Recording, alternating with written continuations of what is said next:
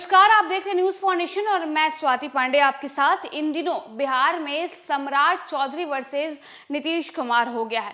एक तरफ बिहार के मुखिया यानी मुख्यमंत्री नीतीश कुमार तो दूसरी तरफ बीजेपी के प्रदेश अध्यक्ष सम्राट चौधरी ने मोर्चा खोल रखा है।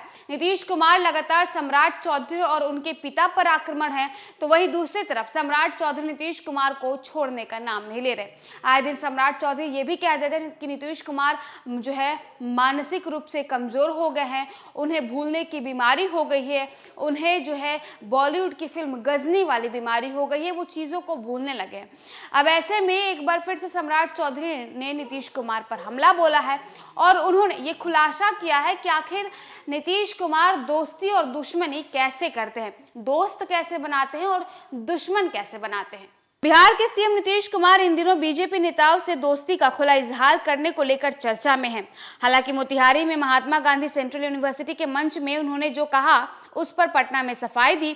सीएम ने मीडिया पर उनके भाषण को इधर उधर करने का और चलाने और भाजपा नेताओं पर बेमतलब की बात करने का आरोप लगाया। नीतीश कुमार पर हमलावर बीजेपी के बिहार प्रदेश अध्यक्ष सम्राट चौधरी ने बताया कि अपना दोस्त और दुश्मन वो कैसे बनाते हैं। सम्राट चौधरी कहते हैं कि मुख्यमंत्री नीतीश कुमार अपनी बेबाकी के लिए जाने जाते हैं, लेकिन इन दिनों वे कब क्या बोल दें ये समझना मुश्किल हो रहा है, इसे वे खुद समझते हैं। सम्राट चौधरी ने कहा कि नीतीश कुमार कब किसको दोस्त बनाएंगे और किसको दुश्मन बनाएंगे ये बताना बड़ा मुश्किल है। बीजेपी अध्यक्ष ने नसीहत दी कि बेहतर होगा कि वे आराम करें। उन्होंने सीएम को बीमार बताया। प्रदेश अध्यक्ष कार्यालय पहुंचते हैं, वहां पत्रकारों से बातचीत करते हैं और कहते हैं कि मोतिहारी में केंद्रीय विश्वविद्यालय बनाने में राज्य सरकार का कोई रोल नहीं है, केंद्र का पैसा लगा है। केंद्र में जब तक कांग्रेस की सरकार थी तब तक विश्वविद्यालय के लिए 1 इंच जमीन और 1 रुपया नहीं मिला। जमीन राज्य सरकार ने उपलब्ध करवाया, लेकिन सारा पैसा तो केंद्र ने लगाया।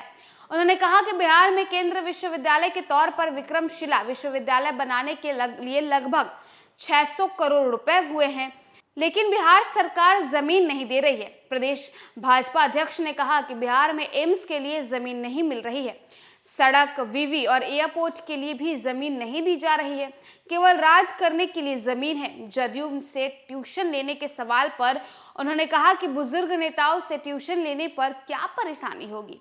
कहा कि बीजेपी का सिद्धांत बड़ा है, उसमें जदयू नहीं टिक पाएगी।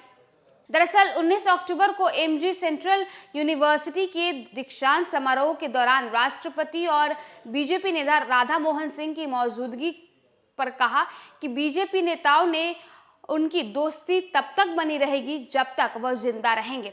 दरअसल पटना में और फिर पटना में 21 अक्टूबर को उन्होंने मीडिया पर बयान को बढ़ा चढ़ाकर चलाने और गलतफहमी पैदा करने का आरोप लगाया। तो देखिए, मोतिहारी में महात्मा गांधी सेंट्रल यूनिवर्सिटी का दीक्षांत समारोह ऑर्गेनाइज होता है। इस दीक्षांत समारोह में देश की राष्ट्रपति द्रौपदी मुर्मू, बिहार के बता दे तो राज्यपाल राजेंद्र विश्वनाथ आर्लेकर और बिहार के मुख्यमंत्री नीतीश कुमार शिरकत करते हैं।